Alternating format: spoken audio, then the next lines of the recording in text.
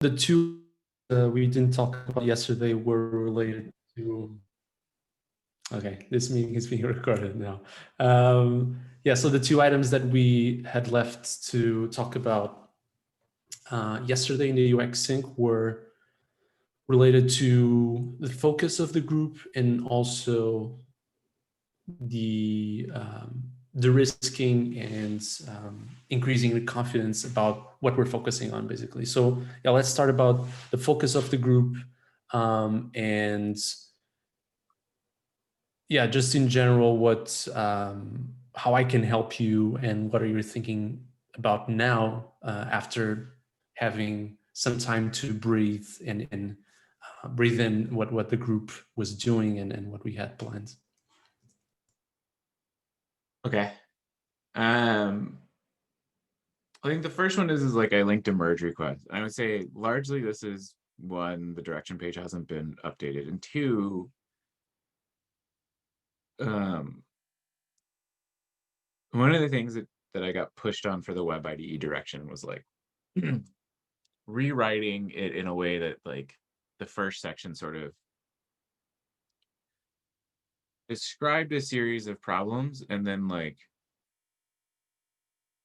how we thought about those problems. And so what I'm trying to do and how I'm trying to frame thinking about code review, which leads into this like, what are we going to go do, is sort of describe the workflow and problem that exists.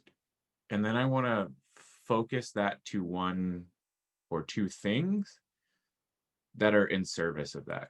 And I think you asked sort of like, now that I've seen what's going on in code review, I think my biggest concern with code review is that there's lots of things going on and they seem related, but not easy to draw a line back to like how they're all related or like what they're in service of, or like why we're going to do the sort of 5 different feature areas that we're doing at one time or something like that. And so what I'd like to do is say like, I'd like to give us a lens to sort of look at every feature or improvement or anything that we're going to do that says like, is this in service of our guiding goal and principle, or is it not, right? And if it is, then like we should probably go do that. And if it's not, well, we know that, and then we can have a different conversation about like, well, maybe we still need to do that anyways, or well, then maybe it's not as important as we think it is, because what we ultimately care about is getting to this end state. And so I'm trying to like reframe the way we're going to think about everything in that, with that lens. And so that is what this is supposed to be the foundation of. So like this overview section will probably take a lot longer to like refine and get right, but like once it is, everything else should sort of flow naturally there. I think that answers your question. The other thing I'm thinking about is like code review philosophy, which is one of the, related to the above, one of the things that's sort of disappointing, I guess, in looking at GitLab as a company is, as an engineering company building engineering tools, we talk about code review. Like if you go read our development docs, we talk about it. It's talked about in a very tactical, do this, don't do that sort of way, and not, there is no like, that I have seen, there is no like engineering philosophy behind the way GitLab as a company does code review that would drive the reason our code review product does what it does. Like we don't, there's not a, and if you contrast that with, if you look at the linked issue and you go look at the document that's there from,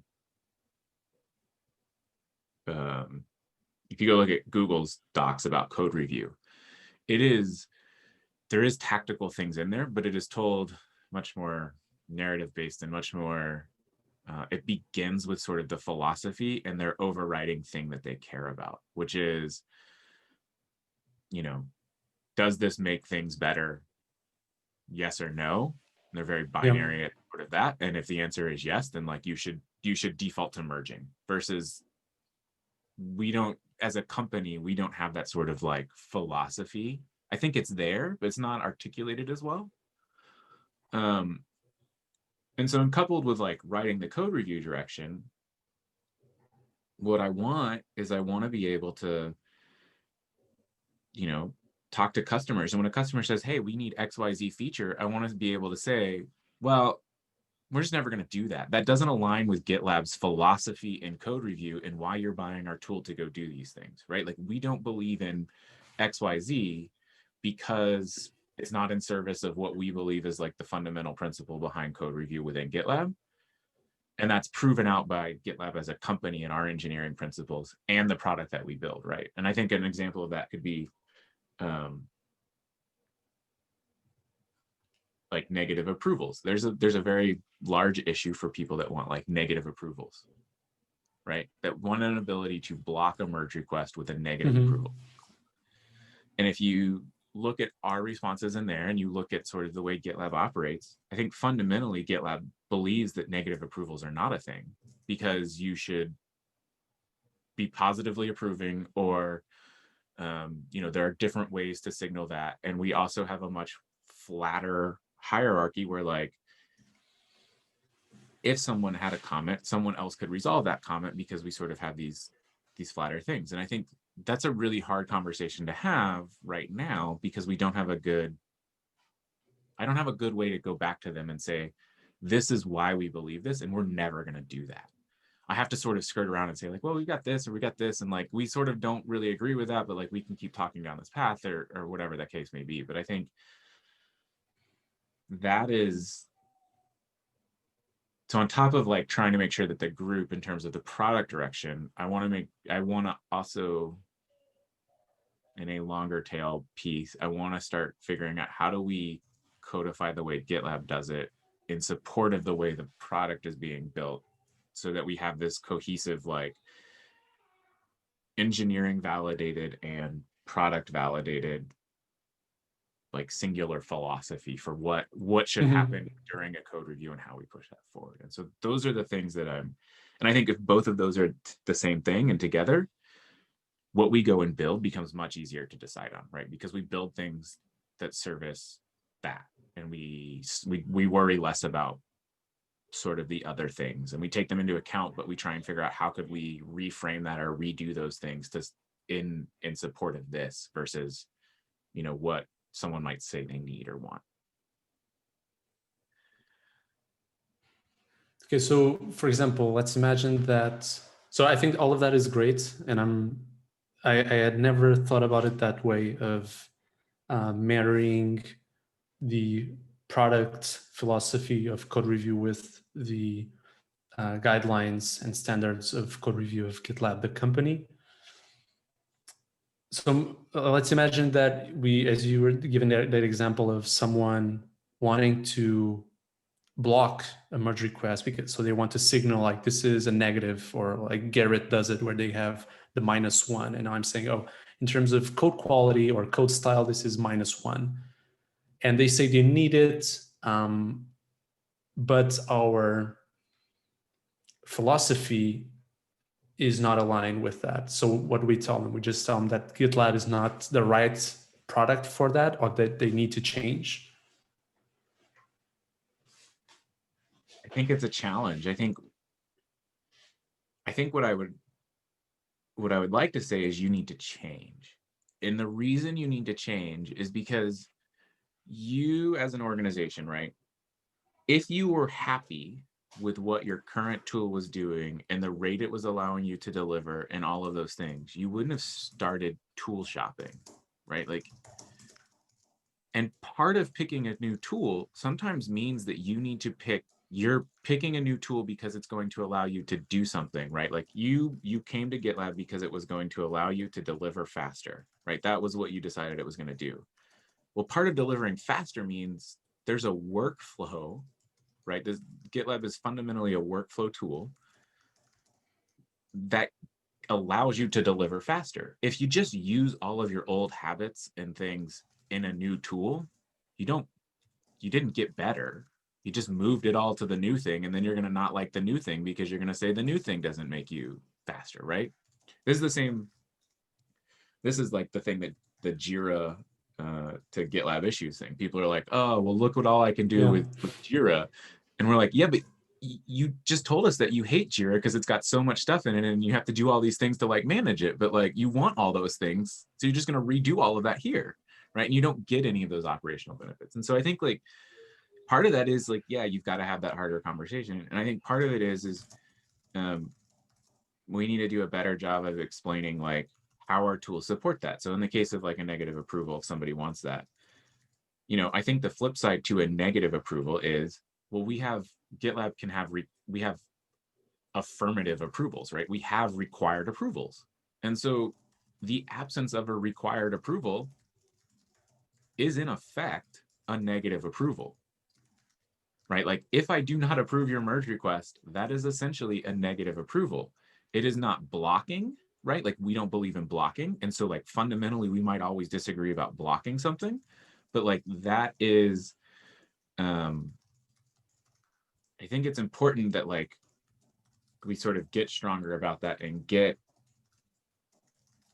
more explicit, and we can do that. It's just we need to have a way to point back to that. And I think pointing back to that is like GitLab's engineering team works like this, and here's the principles that they use for code review. GitLab is arguably a very successful engineering company. The product direction is in support of our engineering direction. And so like, therefore we also have a product direction that supports that workflow. And so then it becomes much easier to sort of like provide that example versus someone today would go, well, we're different, we want that. And I don't have a way to like debate who's right or who's wrong necessarily. Yeah. Okay, so basically what you're saying is we need to be more opinionated.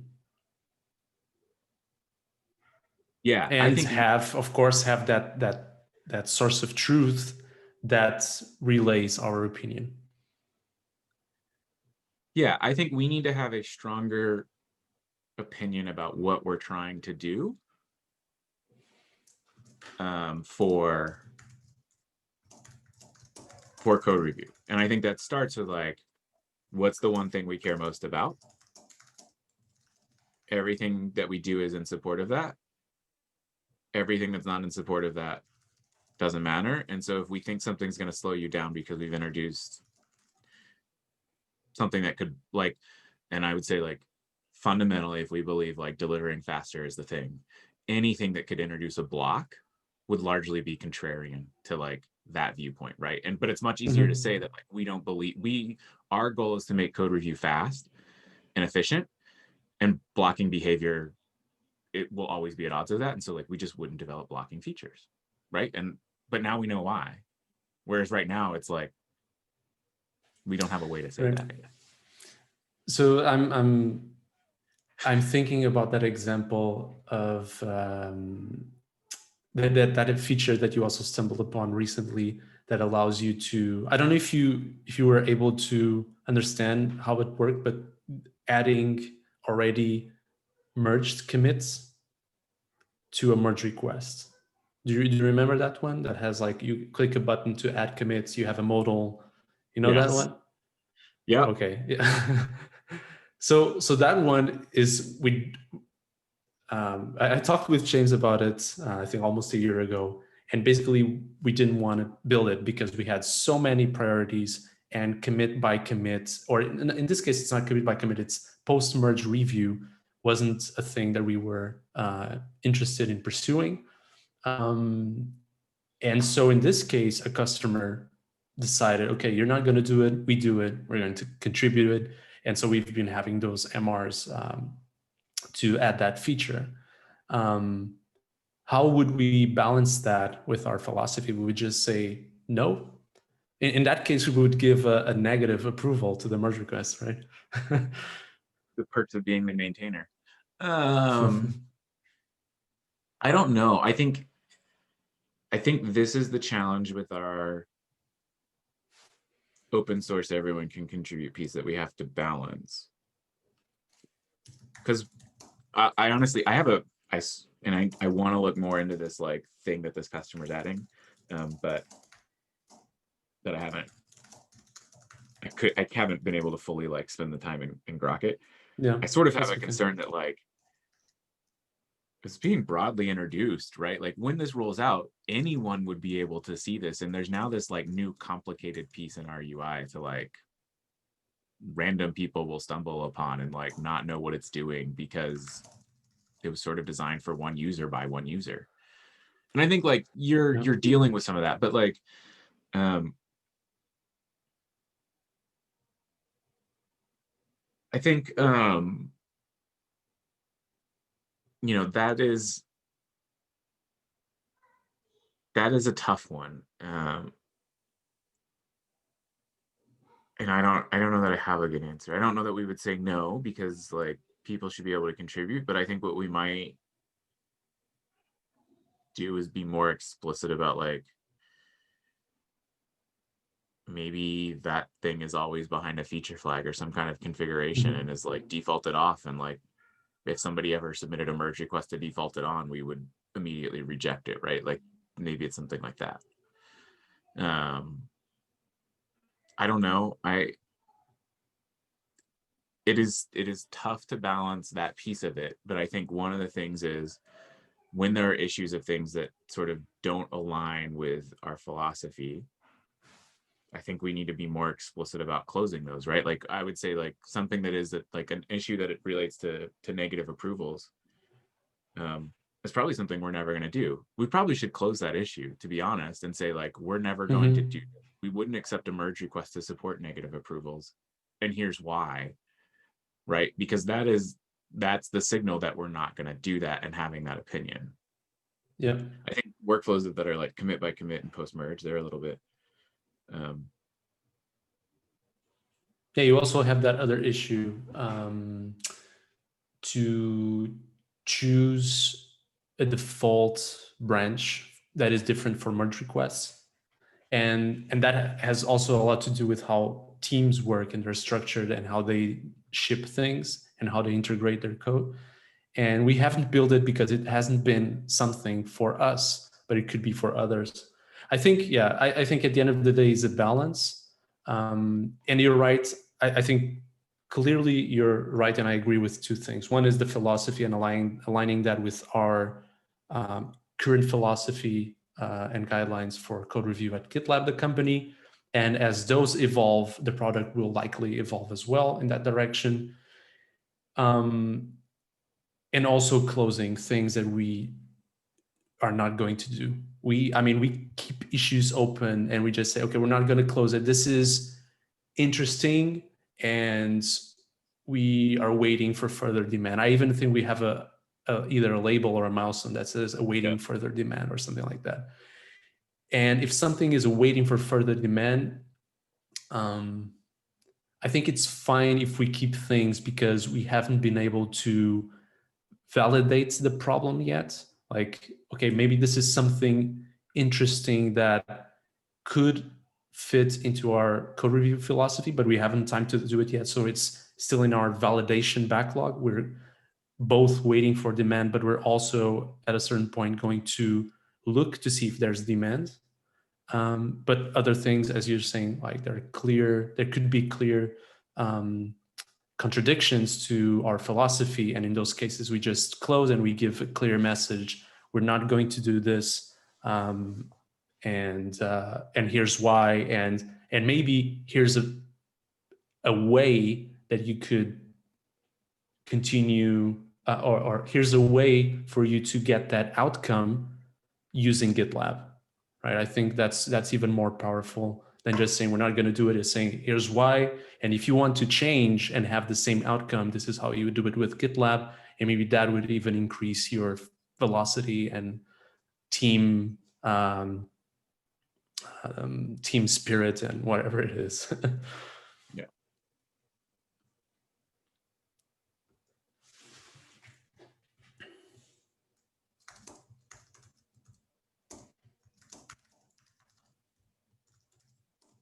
Yeah, I agree. And I think I would encourage you to go read the Google Docs, not the the Google Doc that I shared is like, I had a conversation in a private Slack channel, so I can't give you access to go see the conversation. So I copy pasted it out.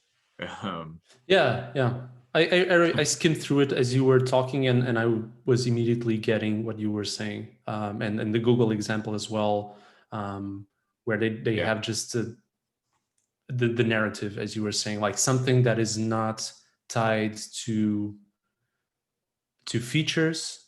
It's not tied to a tool. It's something that can be applied more or less, regardless of what your which tool you're using, basically.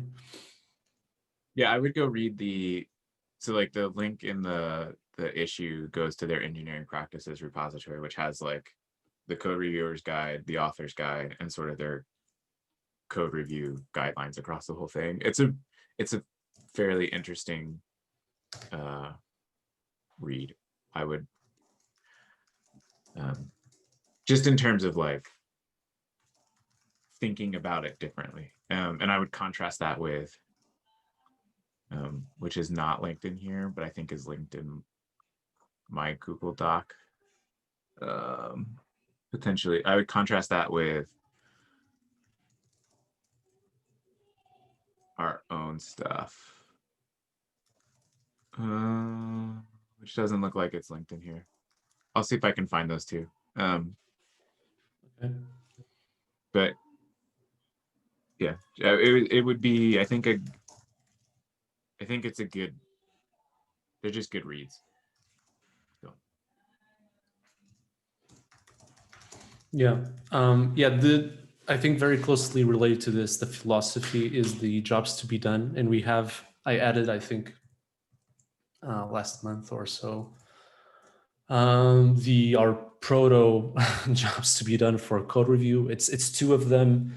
And those are just the job statements that we used when we were doing the category maturity scorecard in Q2. And I think the links are not working well, the ones in that table. I don't know. I think the generator is not, it's kind of broken, but basically they're not validated. And there's a whole process about how we validate jobs to be done and how we create them. These ones were created just out of brainstorming with me, Daniel, and Catherine, and like looking at what we already had in terms of research. But we need to do like proper interviews with both internal and external folks, and to get to these job statements. And I think this is very related to the philosophy, because it could be a way, not the only way, but one way for us to have something that we can use every day in our work that translates the philosophy into something more actionable, and that we can link to and say, hi, we have these job statements. And again, like the philosophy, I think these are not tied to a tool. They're tied to an outcome, to a purpose, to a philosophy again. What do you think? Yeah, I think I have, because you were one of the guinea pigs of category maturity, we got to look at a lot of your stuff when we did the snippets one. Call me guinea pig, indeed. Yeah. So yeah, I think it's been interesting to me, because I feel like on the ops side, people, and I don't know if because it was a new category, if like ops is more newer, it seemed like more people on the ops side adopted jobs to be done than on like the dev side, like broadly at like section levels. Like you don't hear PMs on the dev side talk about jobs to be done that often. Like you hear it much more often, but I think it would be good to like, really, use them to inform the philosophy, and the philosophy to sort of like inform them that like, these are the things we want you to get done. Are they, and then, that's the actionable way to like, are they in service of like our grander vision? And it would be good to like get some solidified and correct. And like, I mean, one of the hypotheses, like one of the things that's in that merge request is sort of the philosophy is like, we want you to like deliver better code faster, is sort of like how that's phrased, and better being vague, in like not a good way. And if you go and read Google stuff, they actually define like what better means. But it would be interesting to sort of like translate that into a job and then validate that job with people and like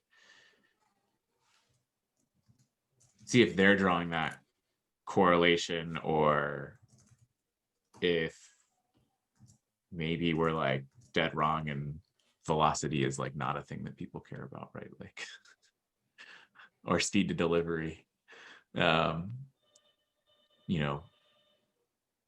which is, it could be, and then we would sort of have to like go back and figure out how we deal with that. But I think it's the most important thing in like, if we had to stack rank them or create a pyramid, it would be at the top, but it's supported by many other things. Like it's like Maslow's pyramid, where of course the ideal is for you to be is to fulfill your purpose and feel your life is meaningful.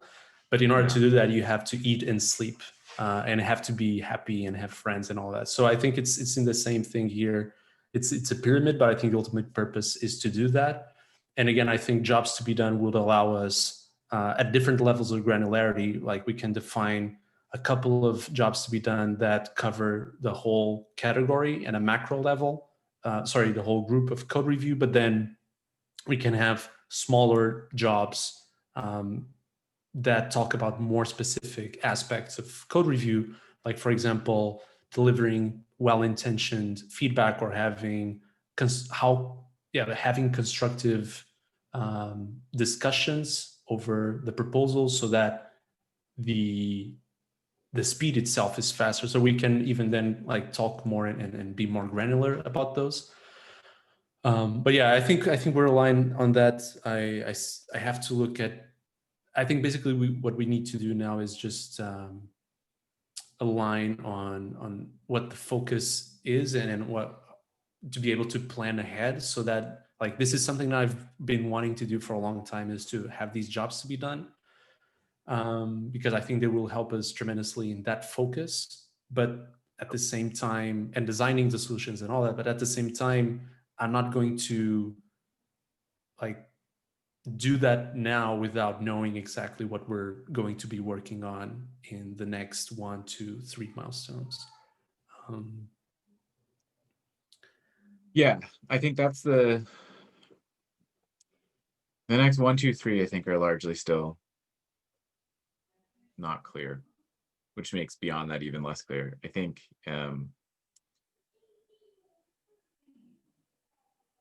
I think if I feel like we're may, trying I to dig think out a hole.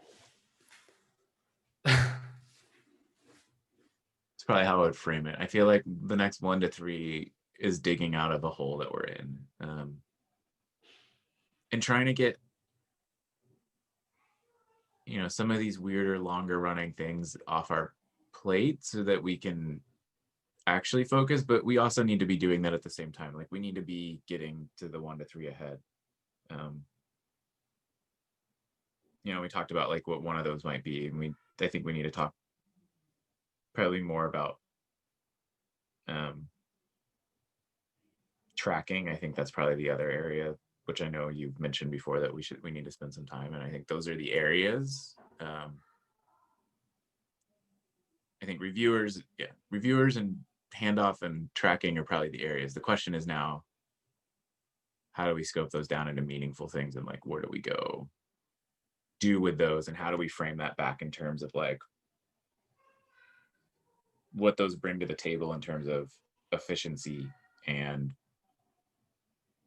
better code and speed to deliver, right? Like how do we frame those up for those things, and then use that as like the valuation of like, well, here's 15 things we want to do for reviewers, here's the 5 that are in the support of that, and the other 5 are sort of, and then 5 more that aren't, and then use that to like help get those there. And I think it would be good to like also have the jobs to be done for that. I mean, if if what we're doing is in service of the higher goal, which is velocity, and if at the same time we are um, deciding to say our code review product philosophy is aligned with our company code review philosophy as well, I think we just need to look inwards and ask ourselves as a team, as in a company, like what what is the most frustrating thing in code review today in GitLab that is slowing us down, right? And I mean, it's something that, of course, we, the code review group, can control. Like they could say, oh, the pipelines are slow, and we could raise that flag, but it's not something that we can action on. But other than that, inside of our scope, what is the most frustrating thing that our developers are? Because, for example, reviewers, it's very interesting, but it's not something we're struggling with today necessarily, right? We have the danger bot. People were already um, assigning themselves. I don't know if it was like the top thing that was making us slow and hindering our velocity um, in terms of code review. Yeah, from my perspective, as also the kinds of reviews that I do, what I told you, and that I think affects everyone, is that tracking and knowing what's changed. But maybe there's something else that I'm missing. Um, and in that regard, if we agree that that is the higher goal velocity and that we will align with our internal ambitions and workflow, yeah, we just have to look inward and survey the developer population about what they're frustrated about in code reviews. Um, and that could at least give us a North Star to align towards. But as you said, we have so many other things in flight that we have to either slow down or provide some closure in the meantime so that we can focus properly on that.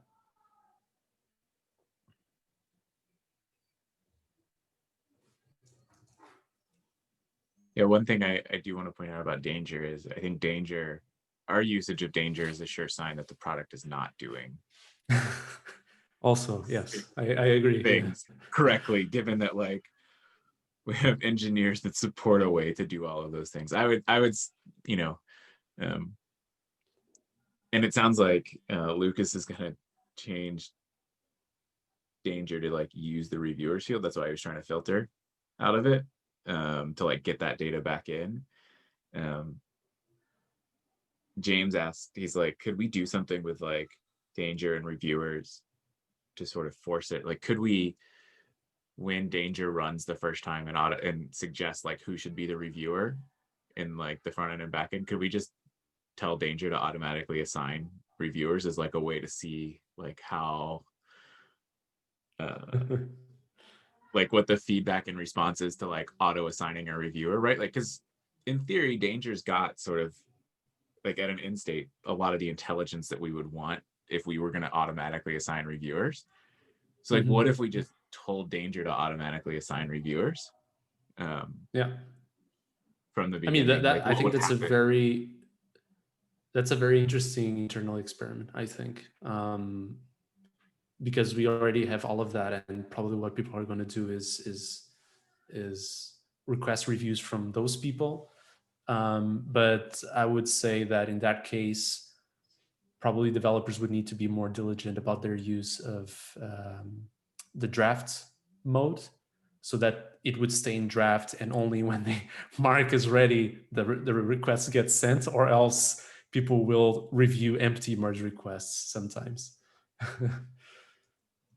But I like that. I think that's an interesting thing for us to do, even if as an experiment for a couple of days to see what developers think. I don't think it will break anything, to be honest. I don't think people will be necessarily like super annoyed if that was done. Um, Yeah, I think okay. short-lived would be like a good way to deal with it. Like, hey, we're going to try this for an entire milestone or something, and then we promise to revert it if you all yell at us, but like we won't revert it sooner than that or something. Yeah. And yeah. So what do you think are the actionable steps here? Like in terms, going back to the original question that I had, how can I help you? And yeah, basically that's my main question here. Yeah. I think you gave some feedback on the merge request. I responded to it yesterday. I don't know if you've looked at it again. I responded to some Not of yet. it. I think what I'd like to do, and I now don't know if this will happen by the end of the week. I think it would be interesting to like get that to a mergeable state, sort of with the changes that are in it. And something that we like potentially agree is not in final form, but that is the basis of a way to start thinking about that. And so any help you have in review or like thoughts there would be valuable to me.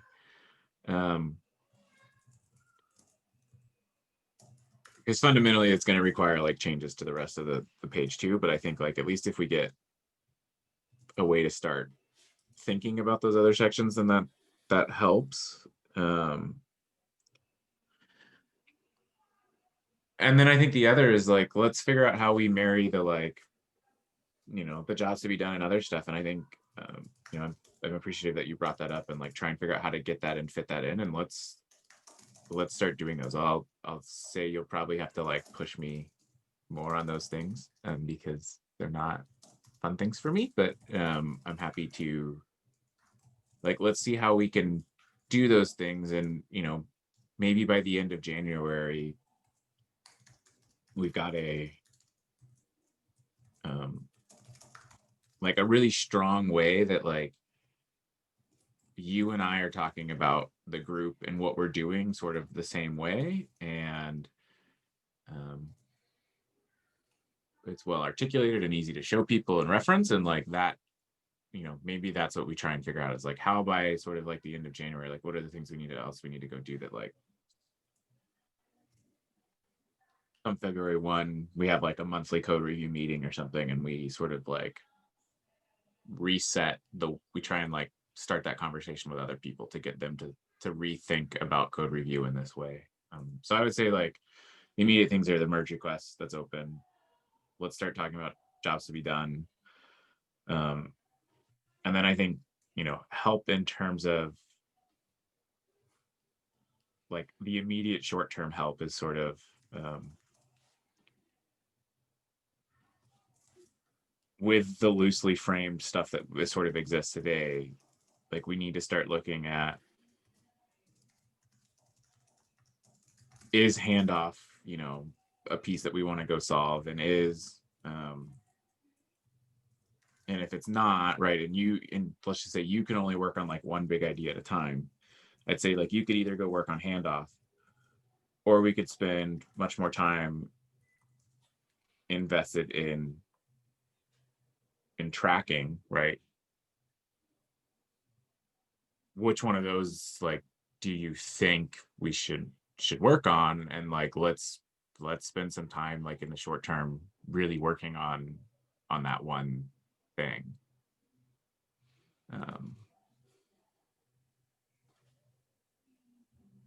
Because that'll help get us a few milestones ahead of in terms of we will be more well thought out about it. We can go do what research we want to go do. We can go do surveys. We can do whatever, and we can try and get some work built out of that, on the fly, but also for milestones to come. Yeah. I think all of that sounds good. I think in terms of the priorities, I still see, I mean, with the information I have today, it would be great if we could survey the developer population to see internally to see what they think and what they're frustrated about and what their pain points are. But I think just the time that people spend understanding where they left off a merge request, I think the catching up is more of a priority than the handoff. although I agree, as I agreed with you yesterday, that it would be great if we could provide some short-term relief for people that start using reviewers and have now a way to ask for a re-review. Other than that, like more advanced things with reviewers, I wouldn't do. And as you've probably already seen, we have a huge backlog of performance and polish things to do that we don't have a shortage of work there. And performance, if anything, it's the thing that most clearly impacts velocity, right? So if anything, we could put all of our team working on those things that we know need to be fixed for the sus, small things that we know are low effort but high impact, fixing bugs, performance, and then focus on just one direction thing, as I think you were also suggesting before. And for now, as I said, what I see as a very likely direction is the catching up, but I might be mistaken. And if we really want to align with the how GitLab, the company, does code review, we also need to align with the frustrations and needs of the internal developer population. Should we try and put a survey together? Sorry, I didn't understand. Should we try and put like a survey together now that's like, maybe if we could simplify it to like a handful of questions, like 3 or something, like on a scale of 1 to 10, like how would you rate the code review experience? And then like maybe it's just 2 questions, and like what would you change if you could change? Or like what's your biggest pain point? And then like what would you change if you could change anything? Like maybe it's those 3 questions, and we just sort of like Google form it, ask the engineers to fill it out, and see what we get back. Yeah, Like, do you think I that would think be so. valuable, or do you think like that would be like it's not focused enough that we would sort of get anything useful out of it? I think, yeah, I mean, we can discuss the question. I think a survey is helpful more than an issue or a Slack thread and all of that. But just a survey. And to be honest, I think if we were to do something, it would be either this week or only in January. So, and I would strive for just one question. I think asking developers if they're satisfied or not, like their level of satisfaction, I don't think is very useful for us, because if they say they're not very satisfied, I mean, yeah, you have to put up with GitLab. That's the tool we use to build, and it doesn't tell us exactly what we should focus on. I think just one question, maybe with already a couple of options, or maybe a way for people to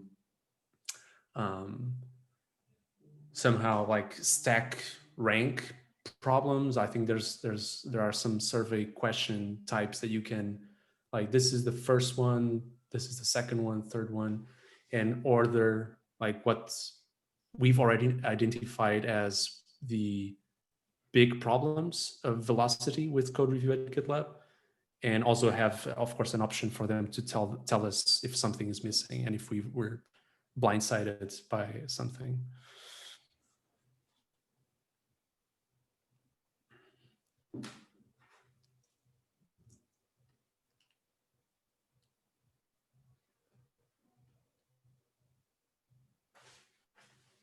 Yeah, also good to involve Catherine. Yeah, I don't know if you still have some minutes, or if you have another call to attend to. I do not. I've got time. Okay, Let's yeah, I get to have number also 2. a couple of minutes. Yeah, or else we'll be number one forever. Yeah, number 2. So I think, again, this is related to the first point, but okay, after all of this conversation, let me see if I can say that differently, because probably the point is now has changed. Okay, so basically to reduce the risk and increase confidence, and that goes back to the point that I also wanted to bring up today in the weekly call with the rest of the group, but that would we will talk about that in January. But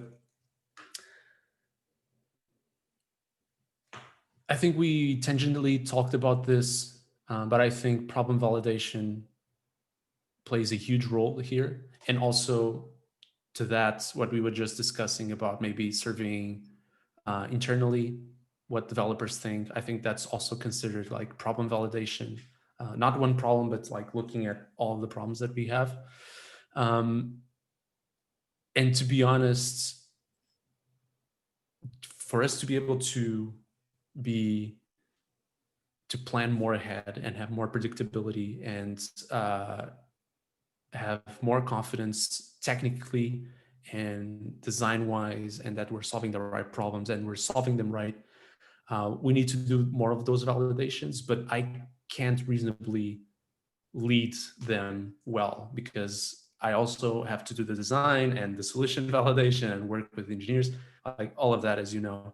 So I wanted to know how open you are to leading more of the problem validation efforts, reaching out to customers, looking at data, and whatever method it is that essentially, I think it goes back to the like what we use as RICE. I don't know if you use that often or not, but like just thinking about the reach, the impact, the confidence, and like an estimated effort. And I know you talk, I'm saying all of this and it might sound like I'm saying that you don't reach out to customers or that you don't look at data. I know you do. Um, it's just how, yeah, how do you self analyze your own validation efforts? How do you think you are increasing confidence for yourself, and how do you think that could be better? Maybe that's a better question. Yeah, I think those are good questions.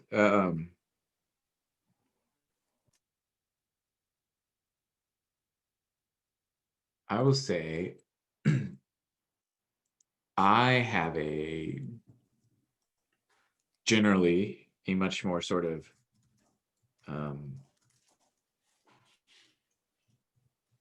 cavalier, sounds like out of control, but like a cavalier attitude to this, in the sense that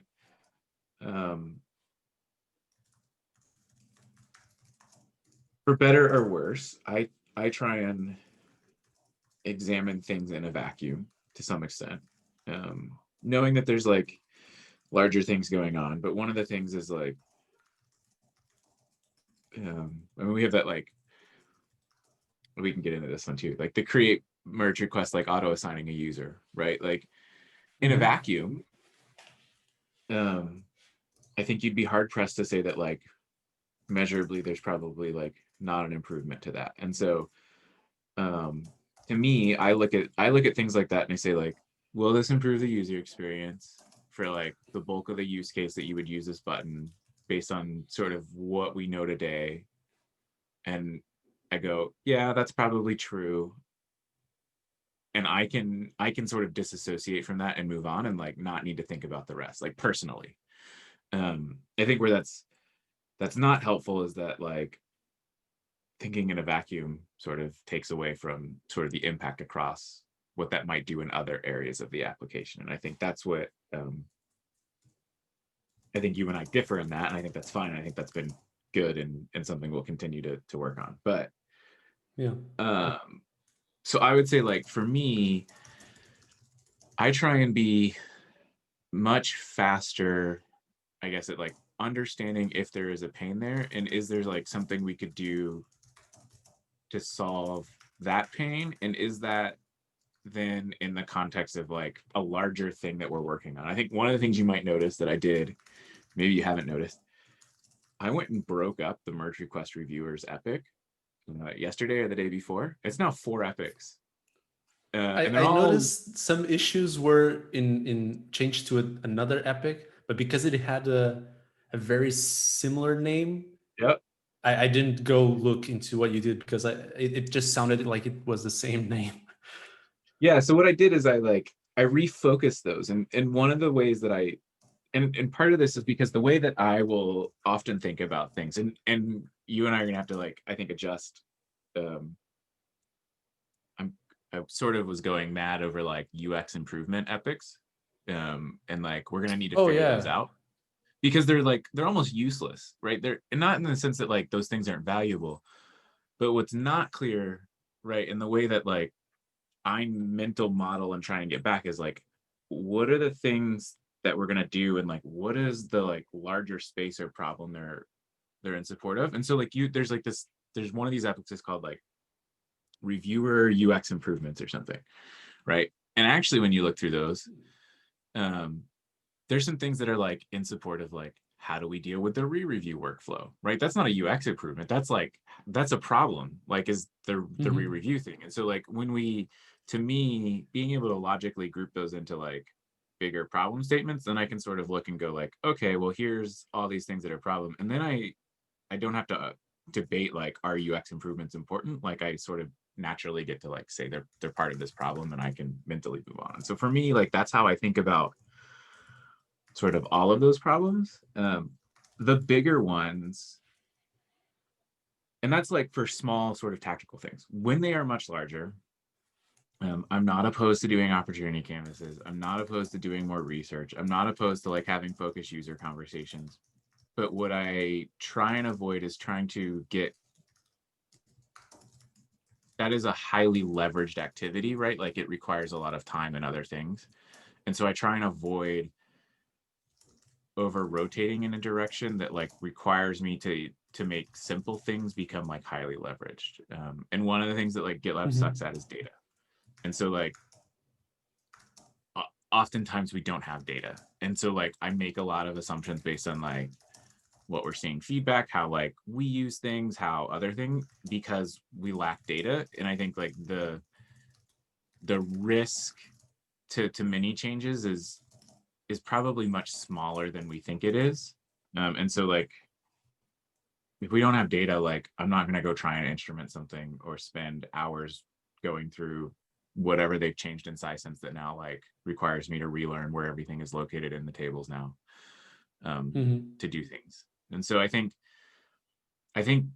for me, it's a balance of what is a big, I don't understand this, and what do we have a reasonable amount of understanding of, and how do we do that? The other thing that I do as part of trying to validate, and this is a bad habit, I subscribe to our labels. So I subscribe to the code review label and the merge request label and all those. God. Oh, you're So kidding. I read every single issue and every single merge request. I will always read every single one. Oh my God. That's crazy. It's absolute insanity. But the reason I do it is because it is much easier when a brand new issue gets created to get that author back and ask your clarifying questions and sort of deeply understand that than in 7 months when you've decided that there's a tangential issue that's sort of related to something that you want. It also makes it much faster for me to close issues and logically group them into epics of things that we're working on. And so all over the course of I don't know, a few months, I should have a fairly good mental Rolodex of every issue that exists for code review, but it'll take a little while to get there. So then stuff just gets closed and I know where everything is at that point. But so I try and use that as an additional validation step, because I think that's one of those things that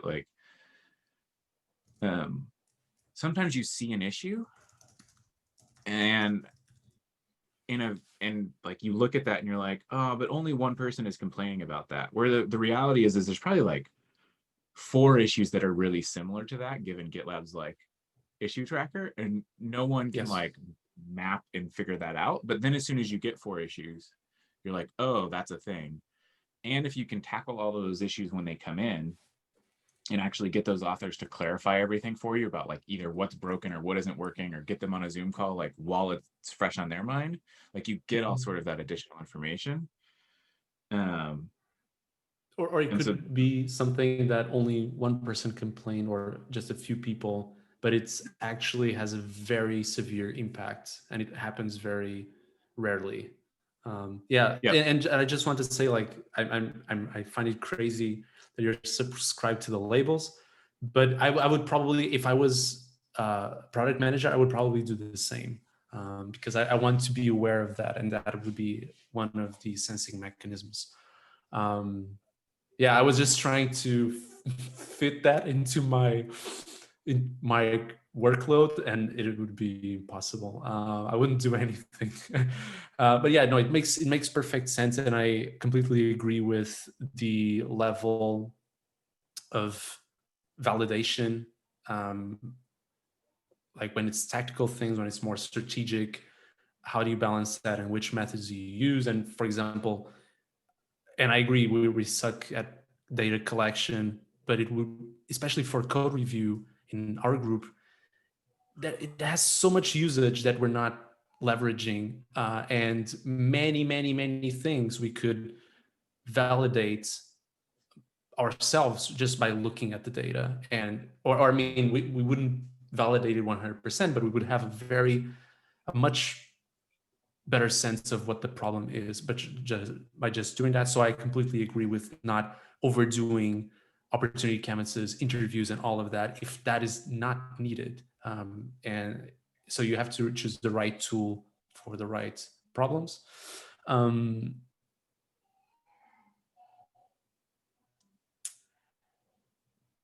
so I think we're aligned, and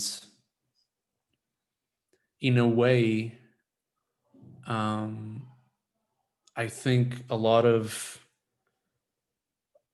like, we know what the problems are. Um, and as we saw yesterday, like the more concrete example is the um,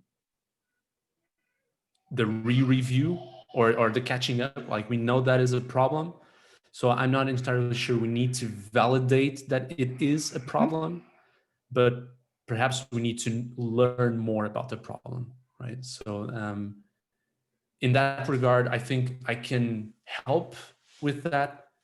And maybe in the future, I could even be much more a part of those validations.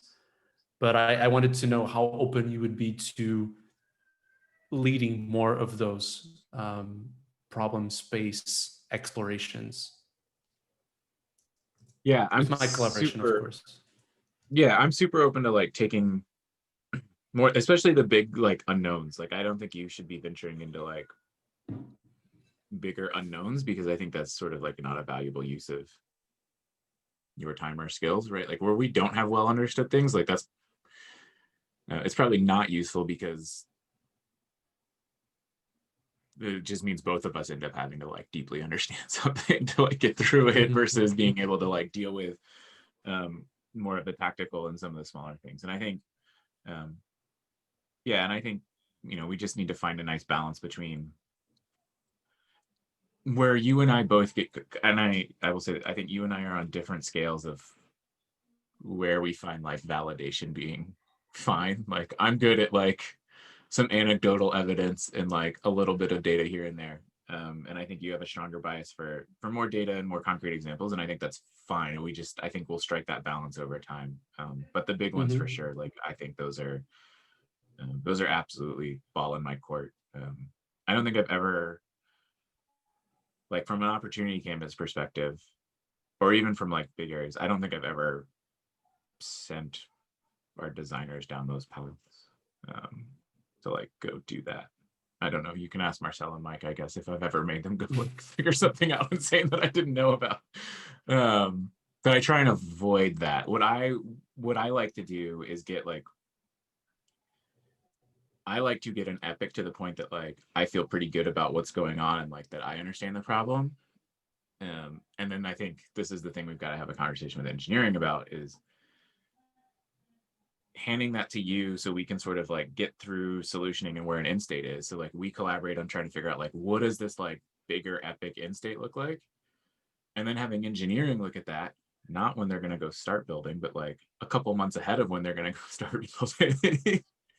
A And so that way couple you and I can milestones, go yeah. back and go, okay, well, this is what we need to do. This is what we don't need to do. And then like all those issues are written and you just sort of like figure out where your shipping points are inside of that. And then like, and then I personally will get much more relaxed about our feature flag usage and other things that we're doing because like we sort of agreed upon scope at a certain point, right? And like that's a very different thing than like right now where like we don't have that. And so yeah, like I want like big epics that are well thought out, and then you and I go and like make sure we clearly understand the rest of that problem, make sure we figured out what like we want to go do and build, and then get engineering involved in that so that way we get through that. But I don't want you to have to like draft that big initial like problem epic that will have no proposal or no solution in it.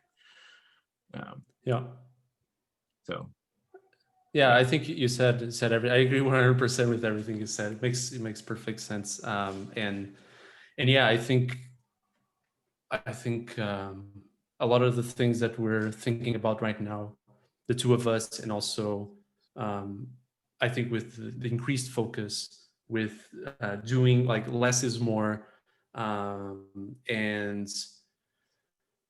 closing things, which I'm really happy that you're doing and closing them out, and also then having that conversation of trying to bring engineers earlier in the process and having more time for them to digest and think about the problem space as well from a technical standpoint. I think that would alleviate a lot of the risks, a lot of the uncertainty, and we would then, to the feature flags, we would, I think we're still intentional with the feature flags, but if we did all of that well, the feature flags would not only be intentional, but they would make sense and we would use them when they need to be used, right? So I think that's the big difference. I agree. I actually have to go, but yeah, if there's anything that comes up, you can Slack me and I'll look at it tomorrow. But I think I got all of the answers that I wanted. Awesome. Well, I'm excited. It was good to chat. Enjoy the rest of your day and holidays. I will probably not see you again until January. So yeah, hopefully you have a good Christmas and a good New Year. Yeah. See you next year. All right. See ya. Nice to see you, Kai. Bye-bye. Happy holidays.